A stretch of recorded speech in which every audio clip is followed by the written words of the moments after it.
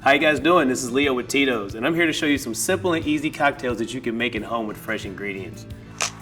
The cocktail that we're going to be making today is going to be called the Tito's Melon Fizz. We're going to put a couple of chunks of cantaloupe. We're going to add some basil to it. After we add our basil, we're going to add a ½ ounce of simple syrup. We're going to add 3/4 of an ounce of lemon juice. And we're going to add 1.5 ounces of our Tito's handmade vodka.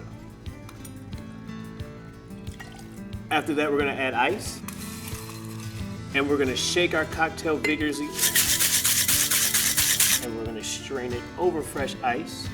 And for our fizz, we're going to add a little bit of soda water. After that, we're going to garnish with a slice of cantaloupe and a couple of our forage flowers that we have from our Tito's. And here is your Tito's Melon Fizz.